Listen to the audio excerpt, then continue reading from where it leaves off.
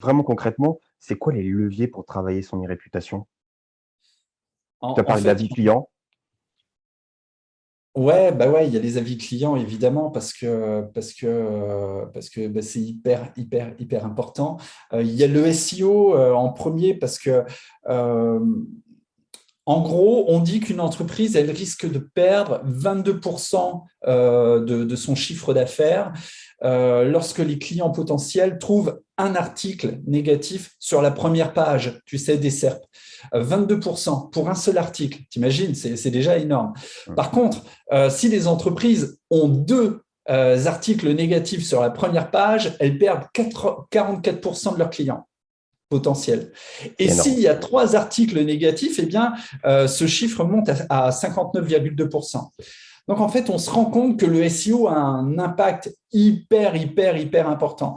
Euh, et effectivement, qu'est-ce qu'il se dit de ma marque quand je tape son nom sur Google? Quels sont les premiers résultats? Qu'est-ce qu'on voit apparaître? Qu'est-ce qu'il se dit?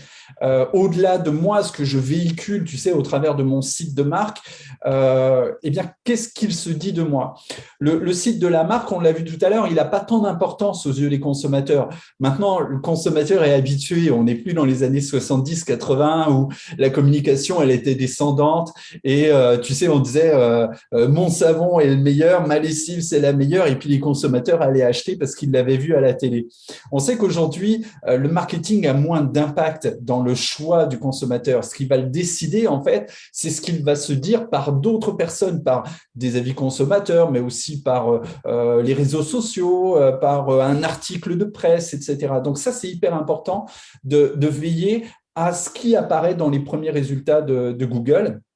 Il y a évidemment les réseaux sociaux, parce que on le sait, tous les marketeurs le disent dans les articles de blog, ce nouveau paradigme qui a été créé au travers des réseaux sociaux qui fait que autrefois les marques communiquaient et les consommateurs recevaient cette communication, mais eux n'avaient pas la possibilité de faire remonter leur voix.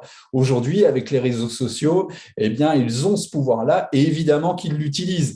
Euh, ils ont bien raison de le faire. Donc, il y a 74% des consommateurs qui dépendent des réseaux sociaux pour guider leurs achats. C'est énorme, hein?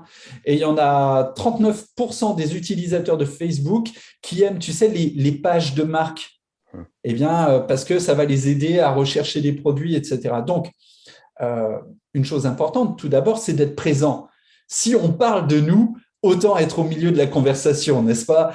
C'est toujours mieux de savoir ce qu'il se dit de nous, que ce soit positif ou négatif d'ailleurs, hein, mais être capable d'être au milieu de la conversation, d'y prendre part. On le sait aujourd'hui, moi-même je le fais. J'ai remarqué que souvent, tu sais, quand j'avais n'importe quoi, par exemple un problème avec mon opérateur téléphonique, je pouvais appeler le service client. Et puis, j'étais baladé, etc., de conseiller en conseiller, et puis c'était compliqué. Je me suis rendu compte qu'en fait, en laissant un tweet simplement à la marque, souvent, j'obtenais de meilleurs résultats. Parce que d'un seul coup, la conversation, elle n'est pas privée, elle est publique. Et n'importe qui peut s'y engouffrer.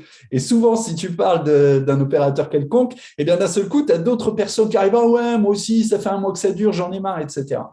Donc, les réseaux sociaux, c'est clair, c'est hyper important, non seulement de faire de la veille dessus, mais aussi d'être présent simplement pour pouvoir répondre aux consommateurs, aux clients, à ceux qui se posent des questions, qui sont en réflexion, etc.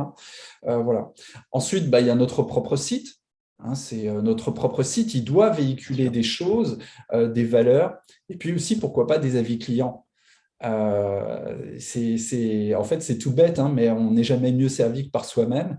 Et autant proposer nous-mêmes sur notre site un système de notation pour nos clients. Tu vois, pourquoi c'est intéressant? Eh bien, parce que directement, on va avoir le ressenti.